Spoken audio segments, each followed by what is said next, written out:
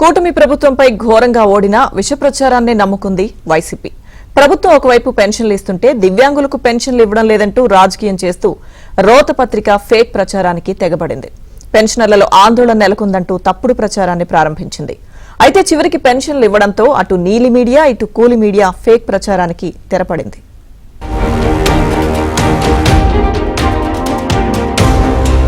రాష్ట్రంలో దివ్యాంగులకు ప్రతి నెల కేటగిరీల వారీగా రాష్ట్ర ప్రభుత్వం పెన్షన్లను మంజూరు చేస్తుంది.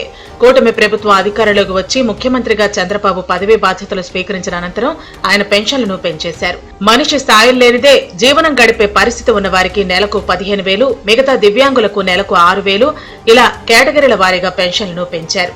వైసీపీ ప్రభుత్వ హయాంలో 2,000 నుంచి పెన్షన్ను తాను అధికారంలోకి వచ్చిన వెంటనే 3,000 చేస్తానని చెప్పిన జగన్ రెడ్డి అధికారంలోకి వచ్చిన తర్వాత 5 సంవత్సరాలకు గానీ 3,000 రూపాయలు చేయలేదు. కూటమి మేనిఫెస్టోలో పెట్టిన విధంగా అధికారంలోకి వచ్చిన వెంటనే పెన్షన్లను 3,000 నుంచి 4,000 రూపాయలకు పెంచేసింది. దీంతో పాటు కిడ్నీ బాధితులకు, దివ్యాంగులకు కూడా పెన్షన్లు పెంచేసింది. అయితే ఇటీవల కాలంలో ప్రభుత్వ అధికారులు దివ్యాంగుల కోటాలో కొంతమంది అనర్హులు పెన్షన్లు పొందుతున్నారని గత 8 నెలల నుంచి క్షేత్రస్థాయిలో పరిశీలన చేస్తున్నారు.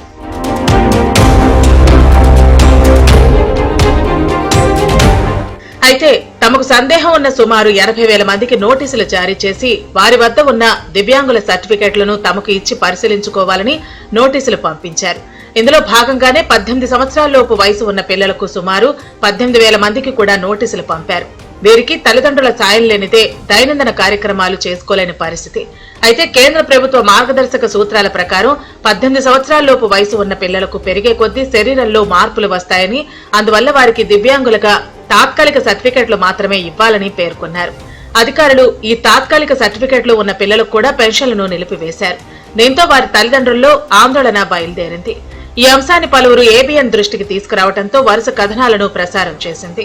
దీనిపై వెంటనే ప్రభుత్వం స్పందించడమే కాకుండా ముఖ్యమంత్రి చంద్రబాబు నాయుడు వీరికి పెన్షన్లు పునరుద్ధరించాలని ఆదేశాలు జారీ చేశారు.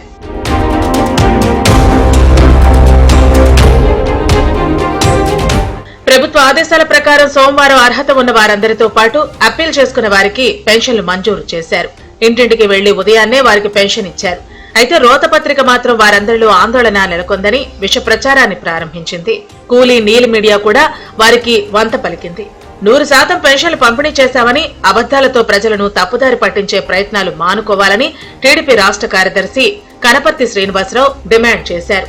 డిఎస్సీ పెన్షన్ల విషయంలో అబద్దాలను ప్రచారం చేస్తున్న సాక్షి పత్రికను కృష్ణా జిల్లా అవనిగడ్డలో జనసేన, బీజేపీ, టీడీపీ నాయకులు దగ్ధం చేశారు.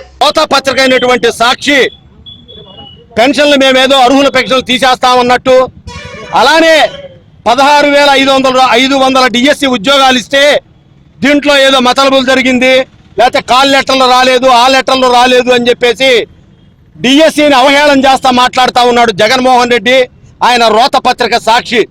ఈ సందర్భంగా ఒకటే తెలియజేస్తా ఉన్నాం, ఇవాళ మనం రాష్ట్ర వ్యాప్తంగా సోషల్ మీడియాలో అనేక మంది యువతీ యువకులు, విద్యార్థులు ఒకటే చెప్తా ఉన్నారు, మేము 10-15 సంవత్సరాలుగా మేము అనేక రకమైనటువంటి పనులు చేసుకొని మా చివరికి చెవులు బంగారం కూడా తాకట్టు పెట్టుకొని కోచింగ్ తీసుకుంటే 5 సంవత్సరాలుగా డిఎస్సీ వేయకుండా వెళ్లిపోయి దిగిపోయిన ఏకైక మూర్ఖుడు ఎవడైనా ఉన్నాడంటే జగన్మోహన్ రెడ్డి.